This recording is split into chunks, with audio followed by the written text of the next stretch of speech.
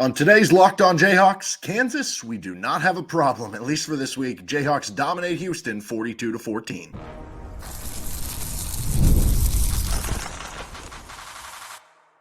You are Locked On Jayhawks, your daily podcast on the Kansas Jayhawks. Part of the Locked On Podcast Network, your team every day.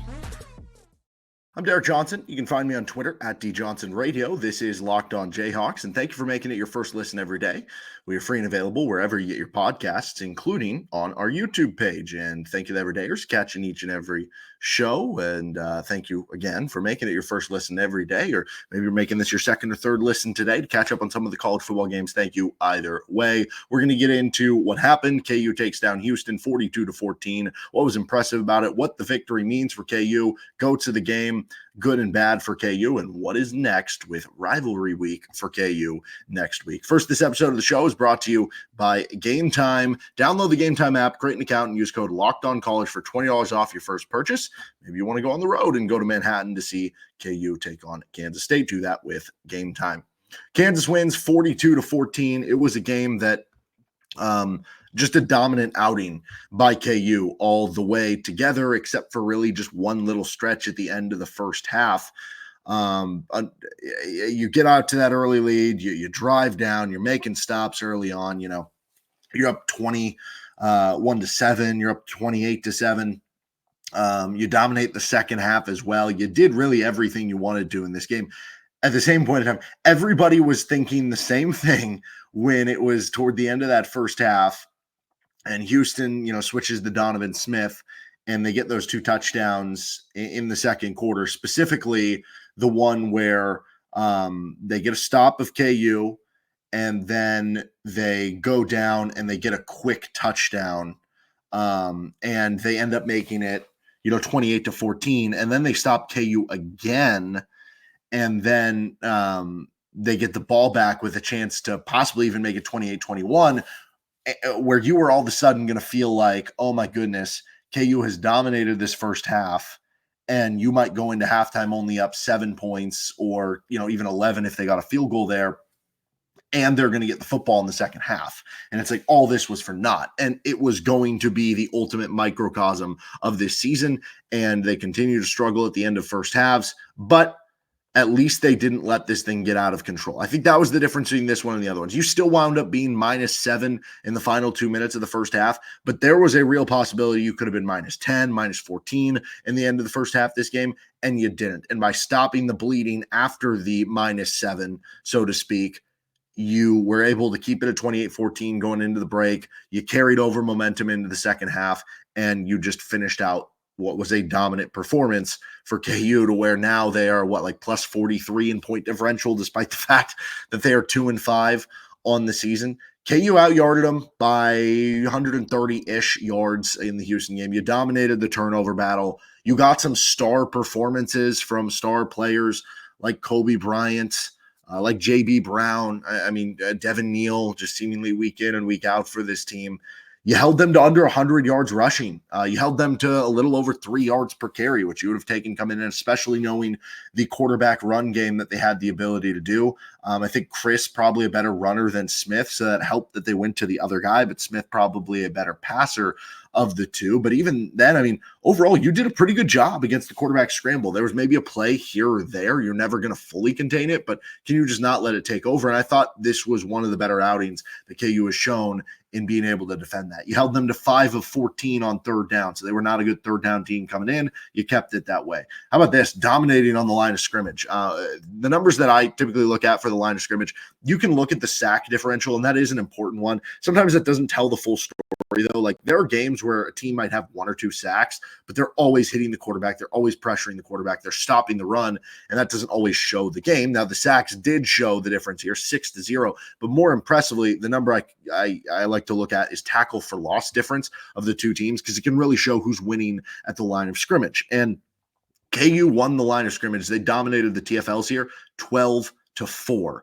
That was a butt whooping in the trenches for KU. You had a super balanced offense. You were able to run the football. You were able to throw the football over 200 yards rushing, over 200 yards passing. It was just an all-around performance. And coming off the Arizona State game, which declared that Jalen's best performance of the season. Not that at that point that was a super high bar. I think this one is the new best performance for Jalon Daniels, which has to make you feel even better about where you were at, right? I mean, if you win this game 13-10 and Jalon struggles and you just found a way to win, you'd still be, okay, we won the game, like happy to get back on the winning ways, all that sort of stuff. But how much better would you feel about moving forward? Now you've mounted 2 straight good games from Jalon Daniels together. This one even better than the last, coming off the bye week. You heard Lance Leipold in the post game talking about that LJ was injured in some of the like preseason ball, and Quentin Skinner was injured during some of summer ball. And so they feel like everything was delayed, and that the bye week and now where you are in the season, you are starting to get everybody on the same page. And maybe that's what we're seeing here, because Jalon has looked a lot better these last 2 weeks, including in this game. And part of that too was the help around him. Like, that's always going to make a quarterback look better when the help is better. The offensive line, they've been good all season long. The pass blocking has been inconsistent at certain times. The run blocking's pretty much great all season long. Pass blocking was stellar in this game for KU. I mean, there was even the one incompletion in the, was that the first quarter, that I want to say Jalon throws it downfield. It kind of goes like out of bounds. Nobody was open. It was good coverage by Houston, but he had like 7 or 8 seconds. It was unbelievable. And it felt like the KU offensive line kept him clean all day long. And then you look at the receivers making plays. I mean, that can't be forgotten too. Like, LJ Arnold and Quentin Skinner. I mean, that Skinner touchdown catch was an amazing grab. So that obviously helps us all of this too. And how much did the bye week help them get into sync with all that stuff? It certainly couldn't have hurt. How much did it help them self-scout? I think we saw that a lot on the defensive side of the ball. I've been critical, and I think a lot of KU fans have been critical of the fact that it's felt like sometimes the KU defensive scheme hasn't adjusted. That it's just been, hey, we're just going to continue to do what we're doing. And, maybe it's a little bit too passive at times. Felt like KU was the aggressor in this game. Felt like they adjusted a little bit. They blitzed a little bit more. They used J.B. Brown in a bit more of a pass. We've seen J.B. Brown in a pass rushing role before, but it felt like he got used even more there in this game. And that was really impressive to see the adjustments that you made, whether that was self-scouting just for the game plan or whatever. Offensive side of the ball, I don't know that the offense was that much different. It just felt like things were more in sync, and it felt like you had more time to prepare for this game. And you look at a lot of KU's best, performances game in and game out, it's been in the early drives when they have more time to prepare. So you get an extra week to prepare. They should be doing a little bit better there. So it certainly couldn't have hurt. We'll see how much that carries over to the rest of the season. Hopefully it is something that does carry over. At the end of the day, sadly, this win does not change the season now. It doesn't change the fact that, KU is still 2-5, the fact that they're still not in the Big 12 title race like you were hoping before the season, that it's still going to be a major uphill climb just to make it back to a bowl game. None of that changes with this win, though it gives you maybe a little bit more of a modicum of hope about the bowl game thing. But, with 3 straight ranked opponents and stuff upcoming, that's not really, at least on my ledger right now. It's just about, getting some of those wins and feeling better about the trajectory of the program. But it does make you feel better. And it's important to win these types of games because you're trying to continue to build the fan base. I mean, I think 38,000 was the announced attendance. I don't know if that was fully accurate, but I was there. It was pretty filled up at the home side in the 100 levels, between probably like the goal line to goal line. Students seem to have a pretty good attendance in this game. So, I would buy that it was 30,000, above 30,000, certainly there, which was more than I thought coming in. So, pat on the back to KU fans who showed out for this game. Obviously, it was great weather and you got to see a really good performance. But it's important for that. It's important for, just getting that momentum back in the positive way for the program. And again, the season goals, like, they're still not going to be achieved. The next 3 games are ranked opponents. That's going to make it tougher. But in a weird way, this has you thinking, more about like, oh, what if you would have just won that Illinois game, who all of a sudden beats Michigan, gets a top 25 win. They look good. And then now looking back, like really a majority of those losses, it's like, oh, those are pretty good teams. But in a weird way, you look back and you're just like, oh man, they just blew out Houston. Like maybe they're starting to find their footing a little bit.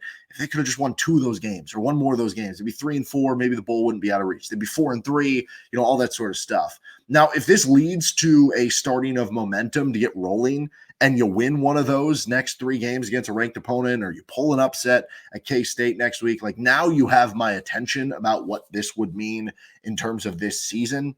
So I don't really want to view this one game necessarily as like a program changer or a season changer. It could be the catalyst. It could be the spark. But here's where I just want to focus on this, because I feel like this is almost sounding like a turd in the punch bowl type of situation. And that's not what I'm trying to do. What I'm trying to say is just enjoy this one game, enjoy the win, feel good about yourself, feel good about the team you watched, feel happy about the performance you saw. If you went to the game, feel happy that you decided to spend a Saturday doing that, feel joy. And I hope that you let yourself have a fun Saturday, because it certainly was that for KU football. And hopefully there are more to come, but if not, enjoy this one for the very least of what it was. Certainly if they play like that moving forward, there should be more enjoyable Saturdays, and that would be the hope moving ahead. All right, who are the good and bad goats for KU? We'll get to that next on Locked On Jayhawks. Our episode today is brought to you by Zbiotics pre-alcoholic probiotic drink, which is the world's first genetically engineered probiotic. It was invented by PhD scientists to tackle rough mornings after drinking. Here's how it works. When you drink, alcohol gets converted into a toxic byproduct in the gut. It's this byproduct, not dehydration, that's to blame for your rough next day. Pre-alcohol produces an enzyme to break this byproduct down. Just remember to make Zbiotics your first drink of the night. Drink responsibly, and you'll feel your best tomorrow. Here's how it works. Step 1, drink pre-alcohol. For best results, make pre-alcohol your first drink of the night. Step 2, drink responsibly. Pace yourself, hydrate, and get a good night's sleep. Step 3, enjoy tomorrow. Wake up feeling refreshed and ready to take on the day. Go to zbiotics.com/lockedoncollege to learn more and get 15% off your first order when you use Locked On College at checkout. Zbiotics is backed with 100% money back guarantee, so if you're unsatisfied for any reason, they'll refund your money, no questions asked. Remember to head to zbiotics.com/lockedoncollege and use the code LOCKEDONCollege at checkout for 15% off. All right, continuing with this episode of the show, and don't forget to make Locked On College Football your second listen every day. You can check out what's going on around the country. So let's get to our GOATs. We got a lot of good ones to get to, as you'd imagine, in a performance like this. Let's start with Cobee Bryant. 3 tackles, had a TFL. He had a really good hit on the quarterback, Donovan Smith, at one point. At least I think that was Smith. Was that Chris at that point? Anyway, the bigger thing, though, 3 interceptions for Cobee Bryant. I mentioned in the preview show, it felt like Cobee Bryant was due for a pick 6. We didn't get the pick 6, but we did get 3 interceptions, which I don't know. What would you rather have? Would you rather have 3 interceptions or pick 6? I'd rather have 3 interceptions, right? That's 3 game-changing plays right there. Now, unfortunately, KU didn't do great off of turnovers. I think they only had 7 points off the 4 interceptions that they had in this game. Part of that, though, is a little bit like it's a little misleading. It's not like they started at the 20-yard line of the opposition after an interception. Like a couple of them, you're backed up at your own end zone. Like you'd like to have even more points off of it, but still it was important for changing the momentum, making stops on the defensive end. So Cobee had himself a whale of a game, and that tied the KU record for most picks in a game with, I think, 3 other players. It also moved Cobee into tied second all time for career interceptions. Ray Evans is first with like 17, so he got like 10 of them in a season. And then Aqib Talib and Cobee are tied second at 13. So pretty cool numbers there for Cobee Bryant, who gets a good GOAT. JB Brown gets a good GOAT. I thought this was an excellent game for JB Brown, just in the same. It stinks for JB Brown because I think he'd have a real chance to win like Big 12 Defensive Player of the Week this week. Unfortunately, his own teammate with Cobee Bryant, it's going to be hard not to give a guy who had 3 interceptions Defensive Player of the Week in the Big 12. So, you know, in a lot of other weeks, JB Brown might win that award. But JB was really good. 6 tackles, 3 TFLs, 2 sacks. He had another quarterback hit. He was all over, getting his nose dirty, making big tackles in the middle, plugging up the run. I really liked what we saw with the extensive use of him as a pass rusher. Thought that was really good for KU and using him as a blitzer. I think he's their best blitzing linebacker, and we saw a lot more of that in this game. On the offensive side of the football, we do have more defensive. Let's just get to that one actually first. DJ Withers had 2 sacks in this game, and I think had 3 tackles for the game. I mean, he continues. It seems like different games we're getting different D tackles who flash for KU, which is a good place to be in because you're seeing a lot of the potential for a lot of the different guys. Devin Neal gets a good GOAT. 17 carries, 108 yards, 2 touchdowns. I also like that back-to-back games now we've seen him catch multiple passes, 3 catches for 26 yards. We've seen that a lot early in the game scripts for KU. You know, that's been something where feels like a lot of KU fans have been like, why aren't you getting these guys more involved in the passing game? With some of the running backs, like that's one way to get them the ball out in space. They're good players. And we've seen that the past couple weeks. I think that's a good way to, add something else to the offense. And Devin Neal just continues to be that dude for KU. And it's just like, it feels like it's almost forgotten sometimes. You have all these other performances, Cobee, and, the offense putting up 42 points. And it's just like, he's just so automatic. He's just so smooth, and it's such a beautiful thing to watch with Devin Neal running the football. Jalon Daniels gets a good goat here. I thought this was his best game of the season. Have his 2 best games of the season back to back, which has to make you feel good about the trajectory going up.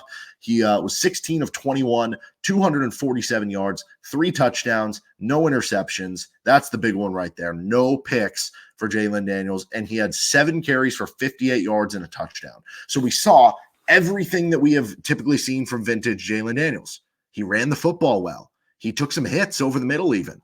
That's 305 total yards, 4 touchdowns to no turnovers. And some of the throws we saw too, like whether it's taking the deep shot downfield for Quentin Skinner for the touchdown, the pass that sticks out in my mind the most, that it's like Jalon looked like that game looked exactly like a Jalon Daniels game last year or 2 years ago. That was the guy we were looking for. Is the play where he ends up scrambling to the opposite side. He's going to his left side, obviously throws, out of his right arm. So opposite side body, and is being chased to the sideline, throws a dart downfield to Trevor Wilson, who makes a nice catch at the sideline and gets inbounds. That was vintage Jalon. That was an unbelievable play. And yeah, I think there were maybe 2 throws that maybe he overthrew the guy or something like that. But like I've said this before, if you want to critique a college quarterbacks in general, you can't go into it being like, I expect not a single throw to miss. Like even Patrick Mahomes misses throws. You know what I mean? Like you like to not have that and have everything be perfect, but it's better. It's more about, okay, if you missed a few other throws, like did you make enough big plays? Did you not have turnover-worthy plays? Those sorts of things. And Jalon was excellent. A+ game for Jalon in this one. Obviously, like I said earlier, helps that everything around him was good, right? You ran the ball well. That's going to help a quarterback. LJ Arnold was really good. 4 catches for 80 yards. Houston did a good job, limiting Luke Grimm and what he was able to do, though Grimm was able to get involved in that reverse game, which that reverse play continues to be nice for KU. But LJ Arnold, good game, 4 catches, 80 yards. That one catch he had on the sideline, fantastic grab to get there. Quentin Skinner, only 2 catches this time, but 59 yards, had that big touchdown where he kind of mosses the guy. Like those are the plays where if you're Jalon, you see one-on-one, you got your 6'5" speedster downfield, you throw it up to him and let him give him a chance to make the play. And, in the Illinois game, some of those chances were just underthrown, led to interceptions. This one was further down the field, and he let him make a play, and he did, and Quentin Skinner had a nice game. Offensive line gets a good go. You gave up 0 sacks, but you also gave up 0 quarterback hits. Some of the long pockets were insane, how extensive they were, and you only allowed 4 tackles for loss. You also had 220 rushing yards, 6.7 yards per carry. Offensive line, outstanding job for KU. And then, honestly, I'll throw Cornell Wheeler in there. It was just good to see Cornell Wheeler get back into the football game. We saw Tywan Berryhill as like a starter. Wheeler eventually rotated in, quickly made his name known, ended up with 4 tackles, had the interception late in the game, which was cool to see. And that's a big one for KU to get him back, because he is, for my money, I don't know that he's the best player on the defense, right? You got Cobee Bryant and J.B. Brown and some of these guys, but he almost is like the heart and soul of the defense is what it kind of seems like to me. He was the one calling plays, leader of that defense, middle linebacker. You see the difference when he's been on the field versus off the field in terms of your run defense. Now, as far as the bad goats, I don't really have much here. I don't know. I'd like to see the PFF grade before I go fully into this one, but I did notice Caleb Purdy, who seems like KU is certainly beat up at some of those safety positions. I think both Dye brothers, Mason Ellis, were out, so you saw a lot more Taylor Davis, who had some nice flash plays. I thought O.J. Burrows, Marvin Grant had some good tackles here and there. I did notice Caleb Purdy. I don't know this for sure as well, but I think that one touchdown, their first touchdown, I want to say it was, of the game, where he was just like wide open. It was like the running back wheel route. It was a blown coverage, clearly. Who blew the coverage? I don't know. I think it might have been Purdy. He also got called for like a defensive flag later, but it was still cool to see him get some snaps, like a young guy who I think will still end up being a good player, along with Taylor Davis and some of these other guys. Special teams gets a bad goat here. This was not a good special teams game for KU. At least it wasn't like an abject disaster, but still, going into the Kansas State game next week, you have to tighten everything up. Damon Greaves had the one bad punt. not kneeling kickoff returns for KU, which you did have one good kickoff return. And then the opening kickoff return, you got bailed out a little bit because they had the face mask that you would have had bad field position. You ended up with okay field position. I don't know why KU is not kneeling more of these kicks. You also missed a field goal. So again, you got to tighten that stuff up for next week with K-State. And then the end of the first halves, like that, you have to tighten up against K-State. You were being outscored 45-0 in the final 2 minutes of the first half. You were a 2-5 football team with a lot of close losses. That's one way to make up those close losses, do better in those final 2 minutes. But outside of that, it was a pretty incredible effort from KU all the way around. All right, let's finish up. What's next for KU football? This episode is brought to you by Game Time, which has a new feature called Game Time Picks that makes getting tickets to see your favorite teams play live even easier. Game Time Picks filters out all the fluff to show you only incredible deals on great seats, so you don't have to waste time searching through thousands of tickets. They have all-in pricing where you can toggle this feature. It shows the total up front with no surprise fees at checkout. You can take the guesswork out of buying tickets with Game Time, and you get to see the seat views of what you want to purchase. Maybe you're looking to go to the KU State game this upcoming weekend, and let's see what tickets we can get for this one. So I'm looking at, let's see, we can get in the building, 226 with the all-in pricing. You can sit 50-yard line. You got some extra coin lying around, 477 for one of the front rows. And if you download the Game Time app, create an account, and use code LOCKEDONCollege for $20 off your first purchase. Terms apply. Again, create an account and redeem code LOCKEDONCollege, LOCKEDONCOLLEGE for $20 off. Download Game Time today. What time is it? Game time.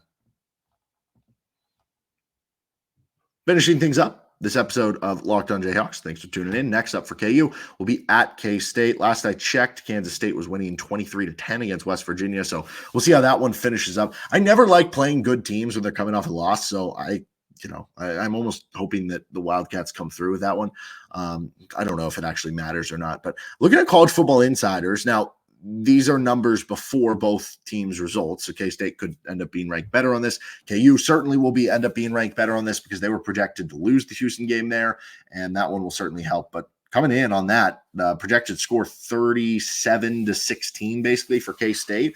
So KU is going to be dogs in this one. Now, I don't expect it to be a 21-point line. I would smash it, honestly, if it was KU plus 21. I don't know what the line will be in this game. I don't know. You could convince me like 7, honestly.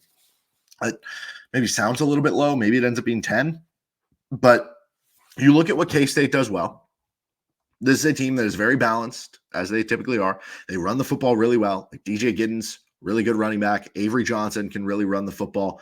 You look at the defensive side of the football for Kansas State, and they have been just balanced again. They're top 30 in EPA per rush and EPA per dropback. So they do a little bit of everything. It's a really good team. Kansas is going to have to mind their P's and Q's, play a clean football game. Like, this is going to take an A+ effort for KU, and it's going to be tough to do that back-to-back weeks. Much tougher opponent next week, but at this point in time, if you said Kansas wins next week against Kansas State, I think a lot of people would just say, okay, wrap it up.